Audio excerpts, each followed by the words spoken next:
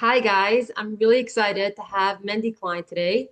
He's a certified life coach, somatic practitioner, breathwork facilitator, and he also specializes in self-regulation, breathwork, and really moving people out of stuck and places that they don't want to be in life for really long-lasting transformational change. Thank you for being here, Mendy. You're welcome. Thank you for inviting.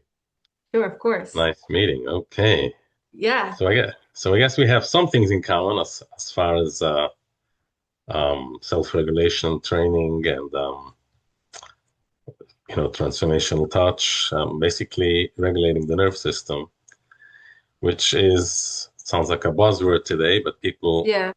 don't know what it is, or they do know, or thinking maybe something is wrong with me because the myth of like we would say he has to do with the nerves. There's no such thing actually, but there is something which is called regulation, and that's you know, it's basically I would say just like we do uh, in our cars we do a tune-up or an oil change. We have to do in our nerve system. It doesn't mean that something happened to you, Yeah. I but like what you said. Sorry, I don't mean to interrupt, but like you said, like people think you have to do with the nerves. Like that's so wrong in so many ways because everyone, if you're living in this life, you're human, you're going to have times that you're stressed, you're going to have times that you're too overwhelmed with your life, and you can have the most, you can be the most strongest, most resilient pe person ever, like the most high functional CEO or anything, and you can still have times where you really need a tune-up like your car gets a little bit of a flat tire, right? So that's that correct. doesn't even Especially make sense when people say that, right? It really it bothers me when yes. people say that. So first of all, clinically, there's no such thing. Clinically, there's no thing as there's like a nervous break. It's a term that they're using, but there's actually clinically no such thing. But that's not what we're referring to at all. That's not really, that people usually refer to that somebody went into psychosis or somebody went into depression or somebody went into disassociation totally, which, That's a very that's a that's a very, severe, yeah, yeah, that's a severe thing. But like you said, driving with a car, and no matter what car you have, you can take it out of the showroom and you can drive over a nail and have a flat. exactly. And things And happen, right? Things always yeah, happen. things happen. So I always say, especially to my clients, that there's no shame of you know doing this work and doing other work, because the idea is we do have bumps in the road. How fast can you get back to center? That is Exactly. the work. How fast can we back together? And yes, we all have our childhood stories or teenage stories, whatever it is, because that is the nature of the world. And if somebody denies that, basically he's going into avoidant or disassociation. That's And already later that. on, yeah, then they're going into different places or freeze. And it definitely has an effect to the people around you, family members, co-workers, and your own life, your own happiness. Because people say, "Well, I'm happy. There's nothing wrong with me." Yes, you're smart. You're happy. You can run, like I said, the biggest business and everything. But inner, you're not really happy. And there's so much Exactly. depth. There's so much depth to a person that you can constantly uncover and uncover and uncover. And that is a journey without a destination. The destination is the journey. Exactly. I love that. The destination is the journey. Is the There's journey. always so many new levels like where you can get to, so many more places Right. of balance where you haven't even reached before. So like it's there's no ending. It's always like deeper and deeper where you can go. Yeah, I mean it's something that I tell to my clients because it's probably most of my clients I'm older than my typical client. Not very few that I had already maybe once or twice over. Most of them are younger. I tell, listen, there's no shame because I'm still doing therapy. I'm still doing, and I did on and off transformational touch, which I just put it back onto track, which I'm working with a different practitioner just because Same here. I I felt that I noticed that through my therapy that I'm doing that. Now there is a piece of me that is still in a freeze that I want to go deeper. So therefore I'm going in there. Exactly. It's so interesting that you're saying that you're And also doing it. Okay, yeah, continue. I am definitely doing it. And in addition to many different things, because I have, supervision over my work in the somatic work and in my mental health knowledge that I work with as a coach, but I do work with mental health professionals in order to be supervised with my clients and counter transference and all of that. And dealing with clients is something that teaches is actually therapy for the therapist itself as well. Exactly. But if you don't go do the work, and the work is seen, if you do the work on yourself, it's going to be seen into your clients. It's going to Then they be feel seen. it. They definitely feel it. They feel it. Yeah, definitely. It's definitely. And again, even with clients, yes, there's bumps on the road, and how do you deal with it? It's Exactly. all. And did you have a moment like with a client where you really that really changed you, that really moved you to a way like, wow, this is really changing how I look at things? It constantly happens, or sometimes it reawakens. Definitely reawakens when because I'm very compassionate for the client and I'm very Yeah. there. And even though sometimes I know things from knowledge, but I want to connect, it's from my head, I want to connect it to my heart. And and when I hear it again and again, let's say if an addict will tell me, well, you don't know what an addict means. You don't know. And I says, you're right. I don't. It's very, but, and that's where I bring in a lot of compassion that helps in a somatic way. They feel it. I don't have to say anything because I have to Compassion for an be, addict is so strong because yeah, they're yeah, actually numbing because they're in such yeah, pain. People judge yeah, them, but they're actually in such pain that they right. have to use these defensive So, accommodations, as we call it, to numb so them because it gets too much. right. Yes, yes. So it's a very, especially working with an addict is it's a very fine balance where I have to work. In one Okay. side, I'm working with a lot of compassion and love and without any judgment what's going on. Hmm. But I'm talking about that clients that are coming to me already for quite some time, and they're in the 12-step program, and they're making all the different programs that are out there. You know what we need to do. But on the other hand, sometimes I have to just point out to the client that there's more that you can do, and the fact that you're coming to therapy is a lot. But there's certain, like especially in this 12-step program, if you're not going to follow the 12-step program, if you're going to be missing a few steps, Hmm. what do you expect to happen? So that's where we need to be a little bit, pushing hard, but on then the other hand, so it's like, it's a volleyball going back and forth Yeah. over. It's a very, very, very sensitive, very, very sensitive. And The then when I somatic do, work. Yeah. Sorry. then I, Continue. yeah, so that's when I do basically, my if I do CBT or whatever type of work I was doing, and then I go into to transformational touch or I go into breath. So that is totally compassionable. That is no more. But in the talk, I like to, what I do is with each client, the reason why I speak to them before each to know where they at. And I also give them an addition to clients that I feel that they need support in between sessions. So they can leave me a WhatsApp message and I tell Hmm. them only if it's from your heart, not from your head. Yes. I notice that, and I can tell them if I hear it's from the head, I don't respond. But it's from the heart.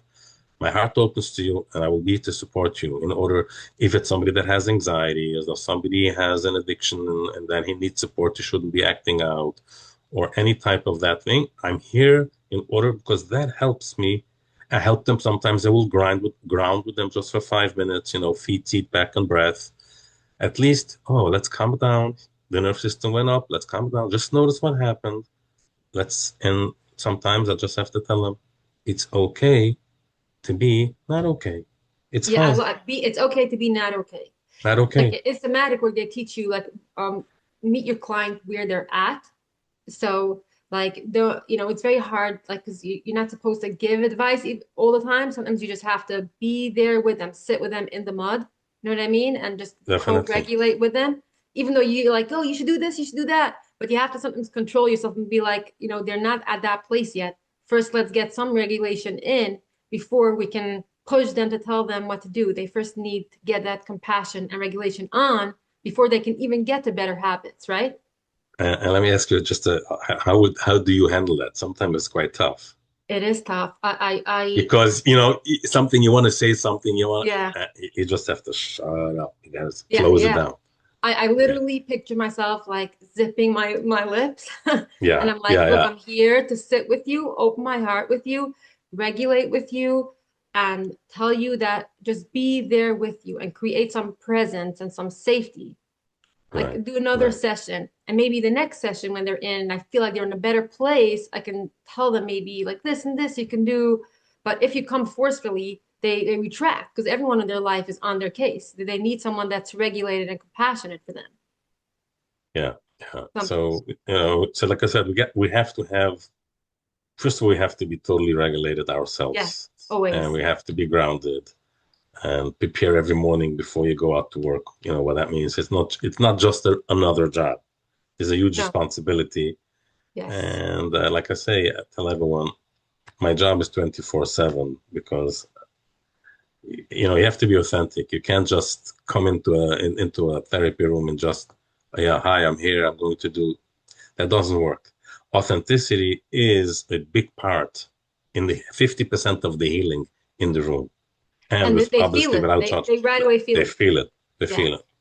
So I sometimes teach, I help CEOs of companies how to walk Hmm. into a meeting Okay. and how to, especially certain industries that need a meeting every day. Certain industries have once a week. Then other ones have twice a week, and then have once a month.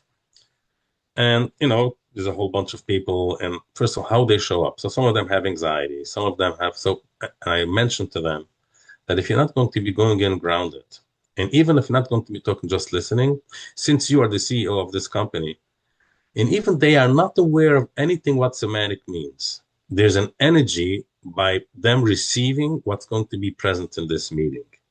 And if you're present by listening to your workers, to the people that work for you, because they do have what to say, they're also human beings and they have good ideas and that will show them, whoa, and that you'll get more out of it. And that's Yes. something, again, such a somatic touchdown. You go into a meeting to see what do you feel before you walk into the meeting. Can you ground your body? Do you feel something? Are you grounded? You Exactly. know, It translates in the business world, and it also translates in your family life, right?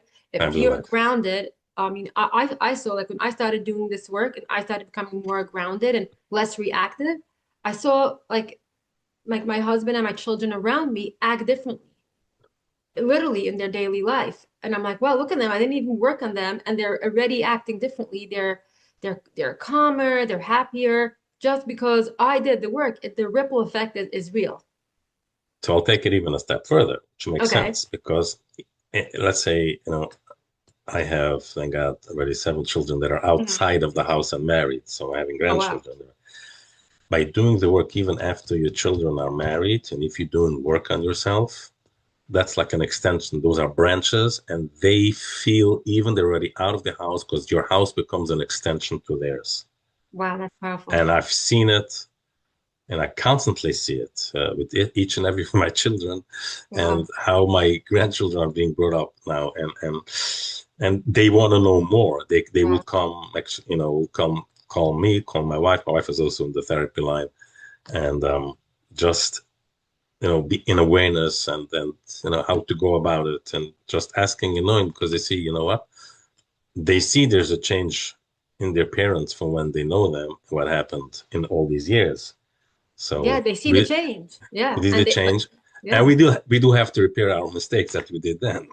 But there's always like rupture, but as long as there's ruptures happen, but then we Yeah, talk about rupture and repair, but there's always repair. that's the There's flat always tire. repair. Yeah. That's the flat Yeah, tire. exactly. Yeah. That's the And flat tire. it's because I have teenagers now, and I like it's so like when they feel a grounded presence, like they come to me to talk to me. People think teenagers are misunderstood. All they need is a grounded presence and for someone to listen to them without always giving them advice. Of course, we have to point them in the right direction. But teenagers do well when someone actually listens to them and and looks at them as regular people. 100%. So it's teenagers and it's also babies because I have grandchildren, babies, and sometimes I just hold them and just calm them Wow. and soothe them. And like the parents say, look what's happening here. There's a somatic touch being taken care, like just being the child, that makes them grow. And that is Better. the same as the teenager likes that. They also like it. They're just receiving it on a different level, but it's meant for that level, and that's meant for that level, But it means a lot, Yeah, if you can do it for definitely. babies, wow, that's fantastic. Meaning, if you're present and if you hold a baby and you're just trying to soothe that baby and just an intention, and I'm not talking about too much of transformational touch. I'm just talking being present with the baby, or just soothing a little bit, or just holding it at the drop and just noticing it. Or a baby cries sometimes, you can go over the stomach a little. It makes a huge difference. There's when I started going to somatic school, Hmm. they told us that famous story which happened in Europe in an orphanage home. I don't know, probably you heard it already, that there was a pandemic in the orphanage home, and they brought in doctors, and they couldn't figure out what is this pandemic with the babies. Still, they brought in somebody which was a professor, plus he was also somatically inclined, and he was just monitoring how they were conducting the the daily practices with these orphanage babies. So what they saw, that they just took a bottle and just put it into the crib and propped it. The babies were not held; they were not picked up. And then they says, you know what, you got to start picking up these babies and holding them. And that's when that pandemic stopped. So it Wow. shows us, because a baby in general, before it comes out of the womb, in the womb itself, it's in a sack of water. So it's cozy. It's They always feel warm, they surrounded feel protected, and from. then they get So pushed into the afterwards, world. Yeah. and then what do you do when they come out? You keep them in these cozy blankets. They love it. It's Hmm. something. The So it shows them swaddle, yeah, you the swaddle them swallows, up. yeah. Hmm. So that's keeps them growing. And if you notice also, when we do hold the baby, actually, where does our hand end up? By their kidneys and adrenals usually. Yes, that's true. I So never thought about that's that. Wow. yeah, yeah. So I always focus on that. So I noticed that. Yeah. So that's something which is very, very powerful. Do you work with babies as well? I don't work with babies as well. I just do with my grandchildren. I mean, I work even with children. I work from time to time with children, especially okay, bedwetting. I take care of teenagers because I mean I've worked with children, but it's not my cup of tea. That I don't enjoy working with the child, only if it's necessary or it's needed, because I do like the to add this cognitive part that I have and The communicate with the life client, coaching, yeah, that you also the life provided. coaching. So but it's not. I mean, I've done it, and I can, calm down a child. Like I said, because I have over a dozen of grandchildren which I can take care of. So I definitely cut up my work, and I have worked in the past with 6, 7, 8 year olds as clients, Hmm. but with teens, which they're already more developed. That's yeah. That from 12 and up is already more. It's just I felt that it's something that I like more.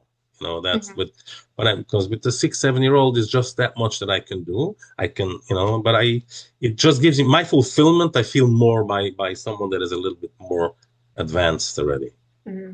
And Yeah, also, I know that you used to provide for your family through the business world, more the traditional way of earning a living. So, correct. what was that you had that ache that I would say that you had that you wanted to do something different, Yeah. into So something if that's more or less traditional? so, I definitely started out that way because that's what I saw when I was growing Mm. up, and that's the only Okay. thing that I knew. But I built a business on my own, and that helped from it, send my kids to schools and everything. But while I was already working in business, my heart was open to teens at risk on the streets, and Mhm. I used to Wow. pick. I used to pick them up. I just don't know. Whenever I went through those children, I like my heart was like a magnet. Meaning, I can philosophize why. Meaning, I know why. Could be it You're has something empathetic. with Yeah. empathetic. Besides that, intuitive, empathetic. But I was also trying to connect it to my childhood. But I don't. It's not that similar to my childhood. But there is something, maybe some touch of it. But and I used to take care of them and used to talk to them, and it didn't matter to me how they looked or if it was without judgment, just naturally Wow. because we have so much compassion for someone, and judgment doesn't come into the picture. And sometimes even I can see adults today, and they might be looking different. I also have compassion for them because I'm looking through deeper into their soul. I'm sensing It's their very soul. unusual. That's unusual So today. it's something that I have a gift, I Yeah, guess, from it Hashem, is. and that I see that this person, and they can be beautifully dressed and different, but I can say, what? There's so much pain in this person that they Inside, you went could through feel it, life. right? Yeah. There's something going on, and there's compassion. So what I used to pick up these children. Some of them I brought into my business to work. And then I had mothers that were single mothers, and they asked me, do me a favor, I have whatever something happened. They were single parent. My children are on the streets. Can you help me at least with one? Help me do so. I took it upon myself, and I took one. And my talking, my wife says always, I'm naturally CBT. It's just my nature. I'm a CBT. Just I just was born that way. And with compassion, without judgment, I was able to communicate with them. And I saw that I have some sort of method that I didn't know. So that told me that I need to start training because, I was reading a lot and I was listening a lot and I was working on myself at that time on my own, just because who I am and what I felt about my childhood. Because I was going to workshops, I was going to seminars. I was flying around the world, working on myself, and it's probably also helped me to pick up on these kids. So I went out for training and understanding trauma. What is trauma? Like all these kids have trauma. That's what I noticed. There's a And reason why they're on the streets. They yeah, didn't end sure. up there. Yeah. And they're such beautiful kids. And these are kids that would say left their traditional homes and their duties and whatever that was. And I didn't say a word to them. I bought them a sandwich. You need a coffee. You need an ice cream. You want to come for dinner. You want to come for Shabbos. You can come. You don't come. You can do whatever you want with your phone, without your phone. I don't care. Just come. That's really sweet, actually. It's not So, usual. so Yeah. that's what I used to do a lot. So then I took in two, a boy and a girl were working for me at that time. So the boy had like, and I couldn't take all three. He had three brothers. I couldn't take all of them.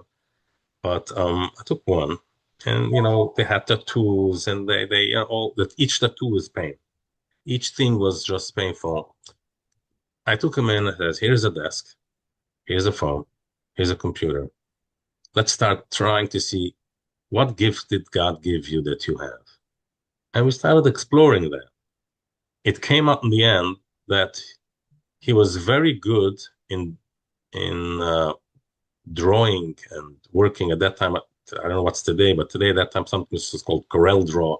He was able to make advertisements for me. He was able to make ads and magazines, Creative work. creative work. And actually today he's working in a creative company. And he I think maybe on his own or was that, but it made him feel so so much that he's a person. Wanted He's and wanted. And productive. I didn't tell him a word ever, how to conduct. I just, all his struggles, we spoke about it and almost on a daily basis. And my friends this, my friends that, they do this, then they got older. And, obviously there was a lot of drugs on the street and there was a lot of girls and this and that and there was asked them, which life do you want to live? How do you want to go about it? You see your friends are struggling. It's not a joke, just, this happened and that happened. And slowly but surely, he became like a full mensch, like we say. And Wow. um, uh, Beautiful. afterwards, he married and he has children today. And today he has a kosher kitchen. And today he has, and he's an Orthodox Jew. That's all. That's all that happened to him. Not the way his parents were, but I says, who cares? That I remember I went to his wedding, and wherever he was belonging to, they were asking me, maybe you can see they should put on a hat that says, what for? Like what, where were you? First of all, where were you till now? And what are you talking about? He's okay the way he is. Just be happy. He's healthy. he's not overdosed, and he's marrying a Jewish girl the way that's it. And a nice girl, beautiful. And it's so nice to see that it always when I think about it, I felt like, you know what? Maybe I can, this is one of the things definitely that came down to this world just to take care of 100. this. And you Yeah. found that you actually changed that person's life forever, I just by changed of showing him a little bit of compassion. compassion. That's Yeah, so yeah, strong. yeah. Meaning, you know, it developed already in my office. I remember like he used to go through the doors and he shows me, oh, now I am putting my hand on the mezuzah. I says, Mhm. okay, that's nice. It's fine. I didn't make a big deal out of this because whatever happened to this child, I know. So you have to understand what did it do to his brain. So I actually went to study, saw brain scans of traumatized people. Completely different. It shrinks, right? It looks totally different. Yes, it's Uh, unbelievable when you see it. It really uh, changes the chemistry of your brain. and when people sometimes ask me, well, trauma, this and It's I real. It's also have, really real. it's a Yes. real thing. And then obviously it doesn't feed the nerve system and it doesn't, everything gets, and that's why, they do things which is, just, but once you, with love and compassion, which is part of somatic work, before getting to touch or getting to Before regulation, talking, yes. yeah, is just without judgment and not activating the person because they were already so activated and they, living with single parent and whatever happened to them and what happened to their families and the way the school.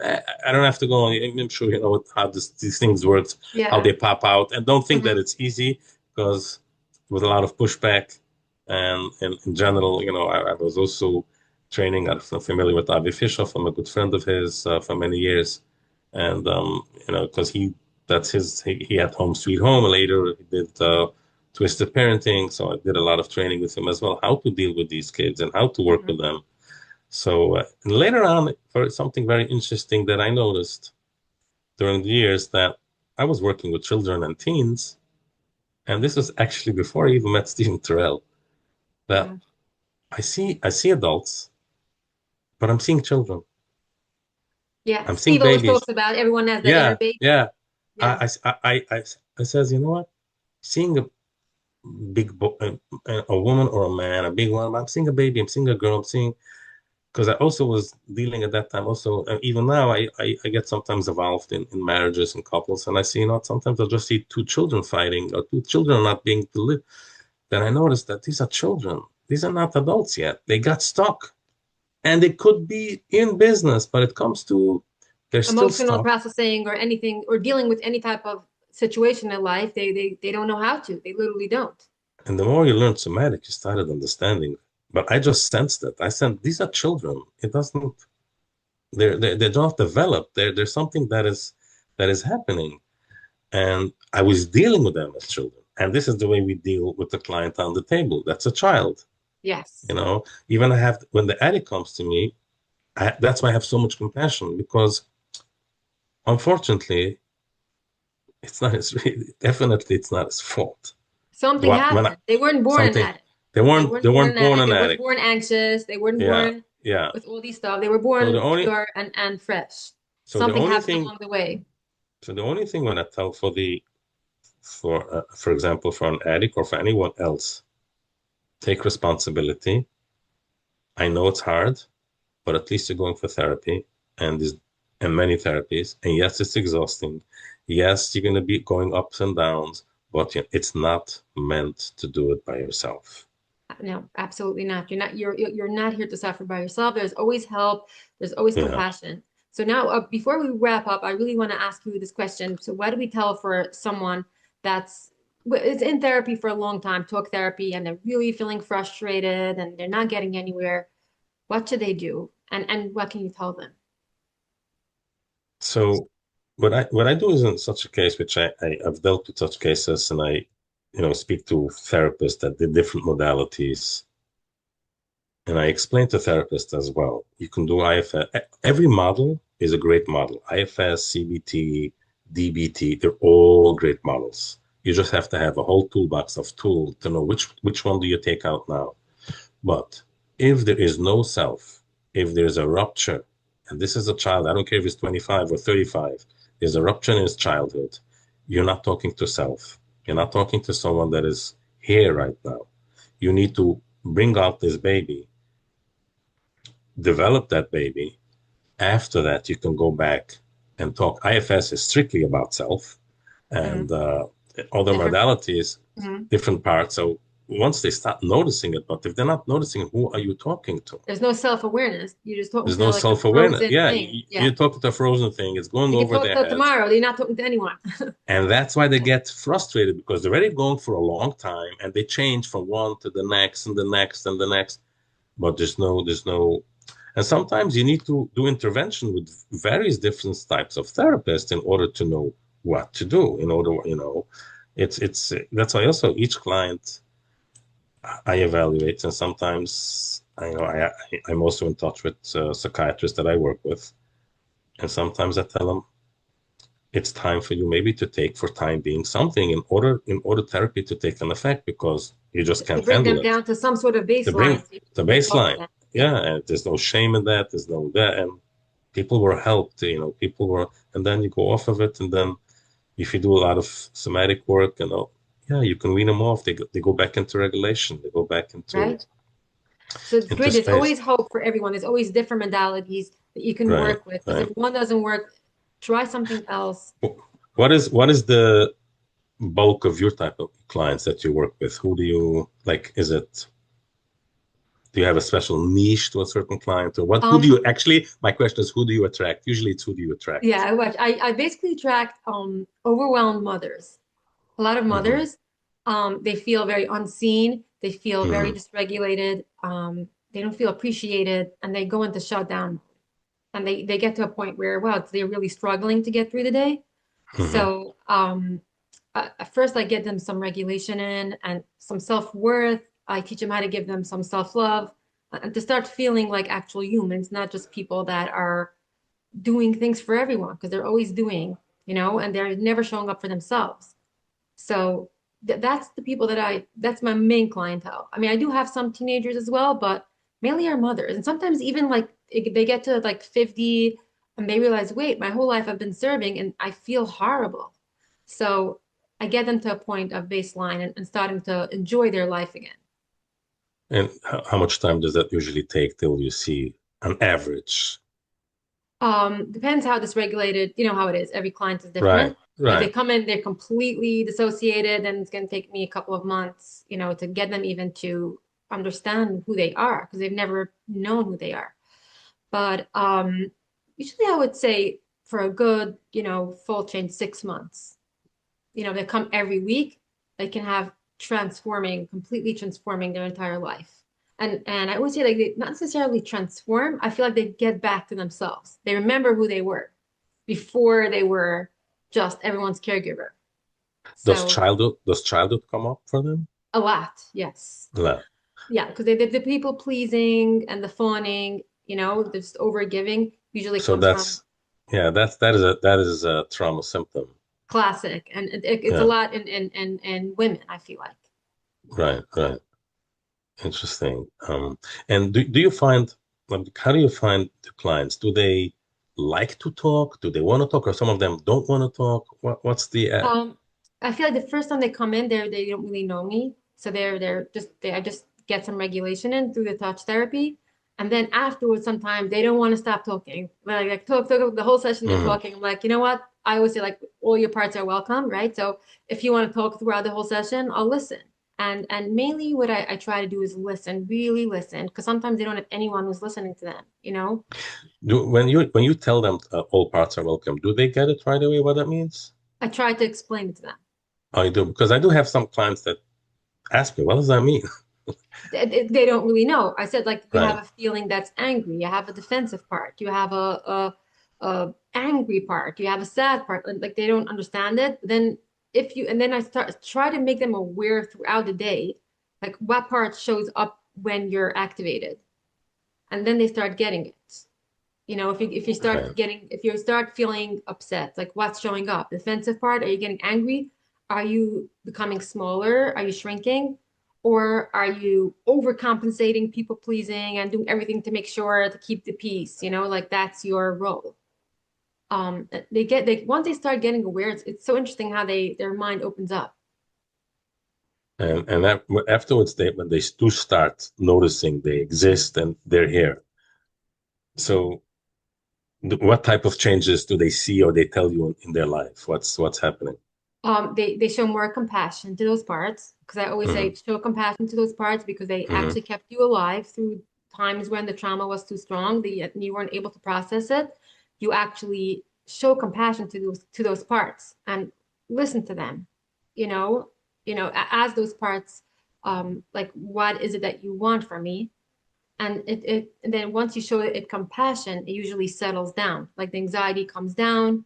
Once the anxiety feels heard, it's not so powerful anymore. And do you find, I'm just curious also, it's probably, I wonder if it's probably women are different than men, Yeah, meaning I mainly work with men. There's certain emergencies, certain things that I do with women with very, certain things. But overall and, but I would find there's a big part of men are totally not connected to their body. So when you're doing this mm, type of work, like, what are you doing? Like, what is this? So it takes time till they really. So what I try to make them an awareness that from the minute that you came into this room or you went out to the table, do you see a difference? Yeah, I'm more relaxed. Oh, okay. they do. So that might. So, but I'm just wondering, how is it in your practice? They do feel a difference. They always feel calmer. After the session, they come in sometimes completely dysregulated. After the session, they always feel calmer. What sometimes happens is a day after, they I always tell them you can always call me or text me 48 hours after the session because then you're very usually whatever activation might happen. They usually tell me, oh wow, like they sometimes remember things that happen, Hmm. um, and they see things more clearly. They understand their patterns better. That usually happens after the session, like a day after.